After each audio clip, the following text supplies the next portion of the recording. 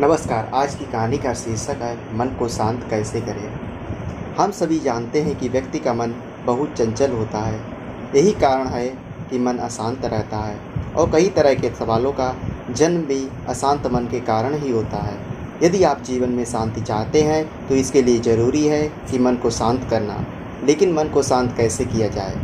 गौतम बुद्ध से जुड़ी इस कहानी के माध्यम से आप जान सकते हैं कि मन को शांत करने का क्या तरीका है। इसमें भगवान गौतम बुद्ध द्वारा मन को शांत करने के आयामों के बारे में बताया गया है। जानते हैं इस कहानी के बारे में जिससे आपका जीवन बदल जाएगा। एक बार एक लड़का गौतम बुद्ध के पास जाकर कहता है, मेरे जीवन में बहुत अशांति है, कृपया करके आप मेरा मार्गदर्शन कीजिए जिससे कि मैं इस अशांति से छुटकारा पा सकूं। गौतम बुद्ध लड़के से जीवन की अशांति का कारण पूछते हैं। लड़का उत्तर देता है, अत्यधिक विचारों के कारण मेरे भीतर बहुत सारे विचार आते हैं जिससे मेरा मन अशांत रहता है।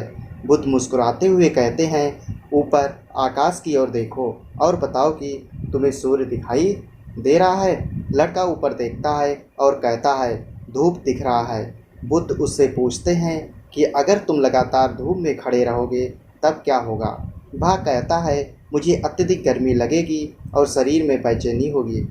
बुद्ध लड़के से कहते हैं कि अगर धूप में खड़े रहने से तुम्हें गर्मी लगती है तो इसमें दोष किसका है, सूर्य के ताप का या तुम्हारा? लड़का कुछ देर सोचने के बाद कहता है, इसका जवाब आप ही बताइए। बुद्ध कहते हैं, सूर्य का काम है ताप देना और ताप का काम है गर्मी लगना। ऐसे में तो दोष तुम्हारा ही है कि तुम धूप में जाकर खड़े हुए जिससे कि तुम्हें गर्मी लगी। तुम्हें अगर शीतलता चाहिए तो तुम्हें छाँव में रहना होगा। ठीक इसी प्रकार चंचल मन का भी स्वभाव होता है कि विचारों और भावनाओं को जागृत करना। विचार क्षण भर के लिए होते हैं लेकिन विचार से पैदा हुई भावनाएं देर तक टिकी रहती है। लेकिन यहाँ तुम्हें डिसीजन लेना है कि तुम्हें विचार और भावनाओं के साथ चलना है या अलग दिशा बनानी है। बुद्ध कहते हैं, मन को शांत करने के लिए तन के आयाम पर काम करना सबसे आसान तरीका है। शरीर के स्तर पर हमारी कर्मेंद्रियाँ और ज्ञानेंद्रियाँ हैं। कर्मेंद्रियाँ कर्म और ज्ञानेंद्रियाँ ज्ञान से जुड़ी होती हैं। इससे हम अपनी संवेदनशीलता को बढ़ा सकते हैं, यानी हम जो भी काम करें उसे आनंद के साथ करें। मन के आयाम से हटकर तन के आयाम पर जाने से ही तुम्हारा चित्त शांत होगा। ऐसा करने से तुम मन के आयाम से हटकर शरीर के आयाम पर आ जाओगे। ठीक उसी प्रकार जैसे तुम धूप से हटकर छाँव में आ सकते थे, मन के आयाम से हटने पर तुम्हारी जागरूकता तन पर आ जाएगी। जब तुम तन के आयाम पर काम करोगे तब तुम्हारा चित्त शांत होगा। इसलिए हर काम को तन के आयाम पर करने से मन स्वतः शांत हो जाता है।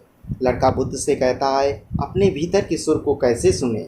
बुद्ध कहते हैं, किसी शांत स्थान पर रहकर जहाँ शांति हो वहाँ अपनी आंखें बंद करो और मन के भीतर चल रहे शोर से हटकर भीतर के सुर को सुनने की कोशिश करो। सुर निरंतर चलता रहता है लेकिन बाहर के शोर के कारण तुम अपने मन के भीतर चल रहे सुर को नहीं सुन पाते हो।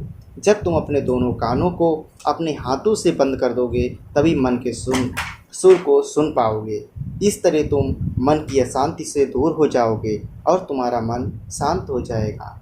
अगर ये आपको कहानी अच्छी लगी हो तो चैनल को सब्सक्राइब करें और वीडियो को लाइक करें। धन्यवाद।